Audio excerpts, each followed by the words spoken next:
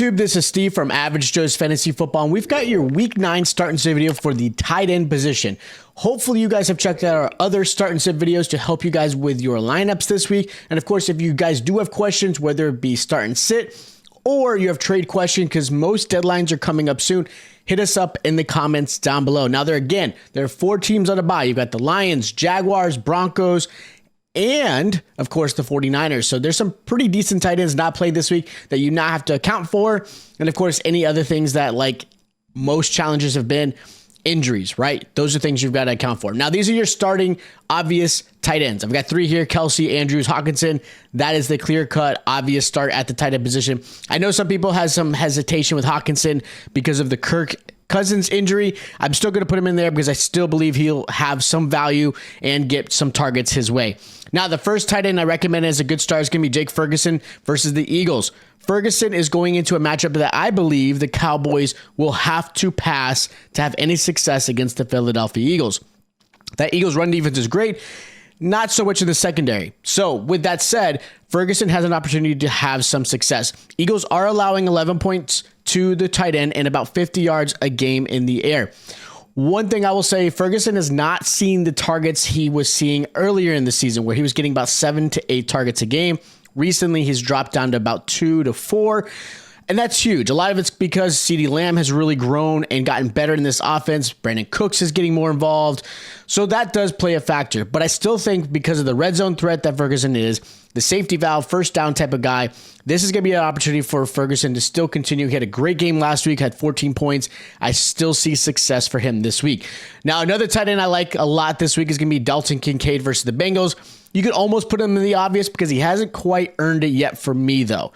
Kincaid was phenomenal his first tight end 1 role ever since, obviously, Knox went out. Kincaid is a very talented tight end that was drafted pretty high, and of course, everyone expected a really solid season. Didn't start off that way, but he now has the potential to really show off and be what everyone had expected. A very, very good tight end that has potential to be a top-tier tight end in the future.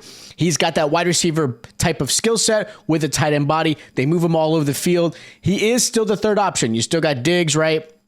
You got Gabe Davis and then Kincaid. But I think this is a great opportunity. Bengals just gave up 23 points to George Kittle. Kittle's up and down almost all season.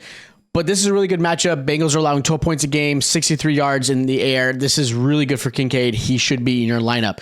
Another tight end I like this week is going to be Taysom Hill. He may still be quarterback for you. Who knows? But most leagues have transitioned him into the tight end position. With that said, he is an Swiss Army knife. He's got the ability to be a passer, receiver, runner, whatever the Saints need him to be. They're going against the Bears, who have not been great. They're allowing 11.5 points a game. And realistically, where Taysom has been, he is averaging 17 points the last 3 games. He just came off his best fantasy performance last week. I'm not expecting that type of replication, but I think he could get into that 15-point range. One thing to note, though, he is dealing with a hip injury, and that's something to keep an eye on. He should play. They're expecting him to play, but something to watch just in case he is pulled out. But I do like Taysom Hill a lot this week. Another tight end I'm going to sit, though, is Noah Fant. Noah Fant's been really inconsistent this year, and a lot of it has to do with the fact there's a lot of inconsistency with Geno Smith. This offense does not look like it was last year.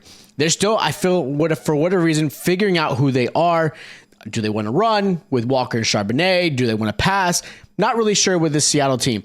Plus, on top of that, they're going against the Ravens. Ravens just gave up their most points to Trey McBride with 25 points, but that's an outlier as of right now. Before that, Ravens were only allowing 5.6 points a game and 0 touchdowns. Their first touchdown they allowed was last week to McBride. So realistically, this is a tough matchup. The offense doesn't look great. Noah Fant should be benched. Another tight end you should be considered benching is going to be Cole Kmet versus the Saints.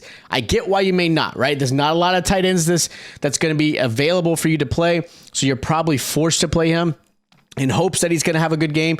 But he has also been pretty inconsistent this season, and they're going against the Saints, who are pretty good against the tight end. They're only allowing 5.9 points a game, just under 20 yards as well. Like, this is a tough matchup.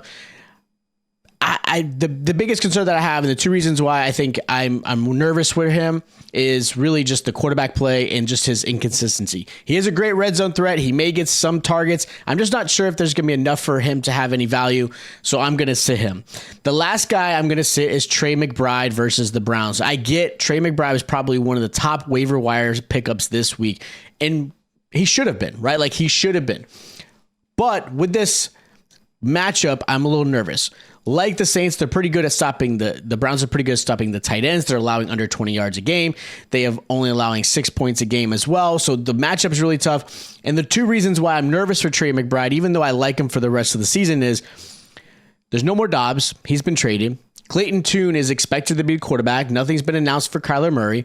So you've got that, and you've got that tough Browns defense. So matchup-wise, I'm looking to sit him. I get the hype. I get why you may want to play him. I'm a little nervous. I'm putting him on my bench. Now, my sleeper for the week is going to be Kyle Pitts versus the Vikings. Vikings allow about 9 points a game. Not a super large amount of yards, but they're getting plenty of receptions. So 9 to 10 points is okay at the tight end position. You're hoping at least double digits. Reason why I have Pitts is really because he has shown some signs this season. And on top of that, you're now getting Taylor Heineke and no longer Desmond Ridder. And I think that actually is an improvement and actually helps add value for Kyle Pitts.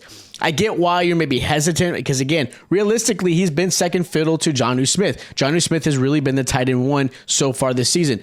I don't think that's going to happen going forward. I think with Heineke in, I think with Arthur Smith finally realizing, get my head out of my butt, actually coach a actual good offense. They have weapons to do it. Let's put Heineke in, put Ridder on the back burner, and let's see what this offense could do. I like Kyle Pitts this week as a nice little sleeper. So those are my start sits and sleepers for the tight end position. If you guys do have, again, questions for your lineup, trade questions, anything else, hit us up in the comments down below. Make sure you check out other start sit videos. Make sure you guys are subscribed to the channel as well. And those noties are on because we want to make sure you guys are notified when we drop other start and sit videos for you for this upcoming season and going forward. If you guys did enjoy the content, make sure you guys hit the like button, and I'll check you guys out next time.